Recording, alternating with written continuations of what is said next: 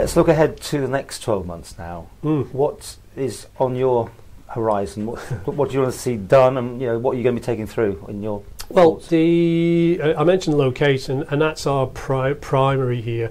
Our key focus here going forward is all about locate, and that sort of sits alongside the programme for government, special place to live and work. So we're going to be targeting a whole host of different areas. We've got everything from the active entrepreneur, high value, high net worth, to the people that we need to teach, the people we need to run the hospital, and everything in between is what we're looking for. But if I stay with the entrepreneur area, our major employers on the Isle of Man are generated by high value active entrepreneurs. So that's the type of person. Are they still? Yeah, very much so, and you see that throughout a whole host of different sectors on the Isle of Man, and we want to encourage that to happen, because they themselves will create employment. So how many high wealth people did you attract? Well, you'd have to speak to Treasury regarding that, but what we do know is that we've got a significant number, and we may not be the most fiscally attractive in terms of there's other jurisdictions that might.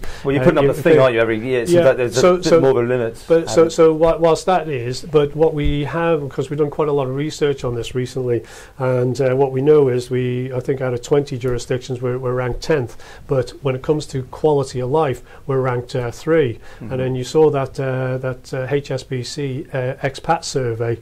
We were actually shown as being the #1 place to live and work in the whole of the British Isles, and 12th in the world, which is quite an accolade. But then the broadband thing comes out and we've dropped right back. I mean, and we have a strategy for that, and where to bring that forward. So I will be making a statement in October. So there's a host of different action points, and that's another key part of our responsibility, but collectively across government and Tynwald too, to deliver on that.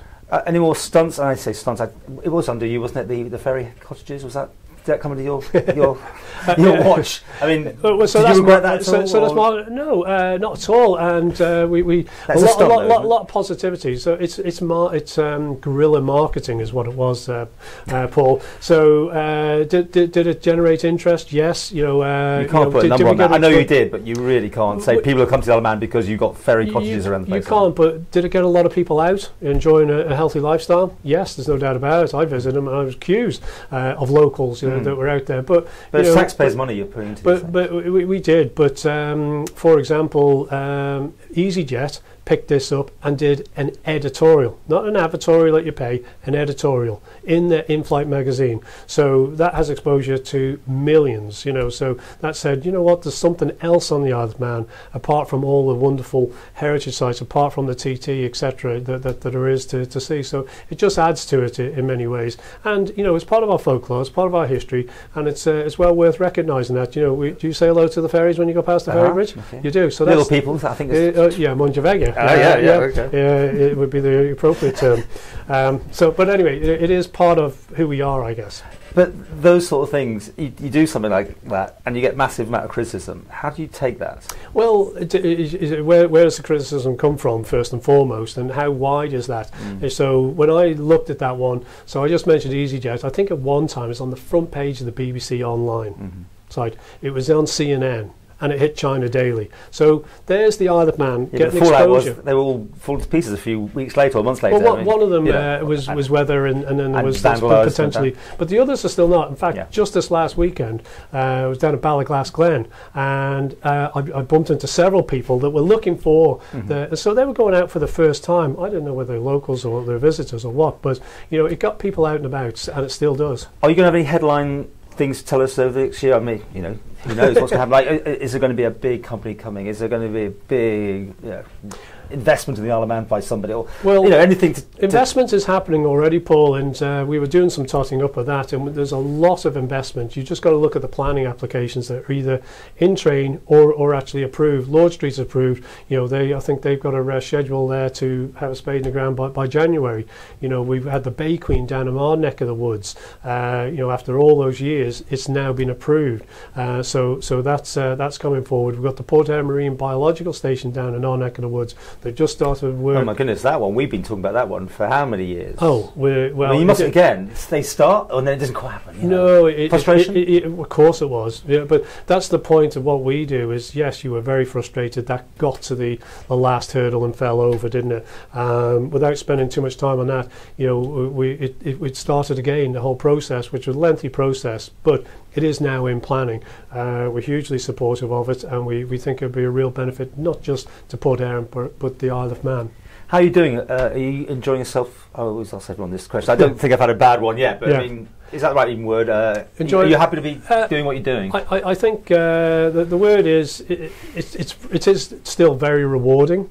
And that when it's rewarding, it can be rewarding on a constituency level, where you might help somebody just signpost in government, you know, because they'd be frustrated, or literally change their lives, or do something that is on a national level. So, and it is that spectrum. So it can be rewarding, but there's always challenges. You look a little worn down by that, the way you said it. You had not quite the spark in your eyes in previous years, just a little worn down? Well, no, I was trying to put it in context, the differential of the different roles. I don't think so, personally. You know, it takes a lot of effort and energy to sustain things, you know. So, you know, here we are in the middle of summer, in recess, and, you know, but there's tons and tons of things still going on, especially from a governmental point of view. So, you know, we just had a department meeting this week, which was pretty lengthy agenda, so there's plenty of activity that continues. No MLC sort of calling you position up there? No, not for me. No, not for you. No. Okay, so let's have some numbers. How do you do?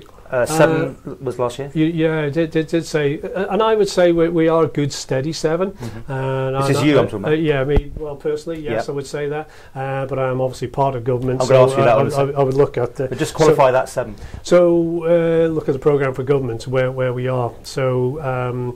And what we were delivering. So from our basis, one of the proof of the pudding is, in terms of particularly the economic side of things, you know, if things are going in the right direction, is the budget. You know, a year ago, what was it, £24 million surplus.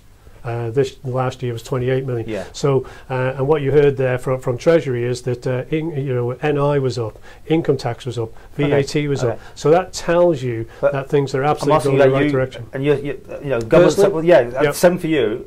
And then, but you seem to be talking about government in general there. I would say also a very good solid 7 again. Solid 7. And looking forward to going for another term in 2 years' time. Way too early for that, Paul. Way too early to look at that. For me, as I've always said, I concentrate the job at hand. There's plenty still to be done. Look at the programme for government, and we're very focused on the locate strategy.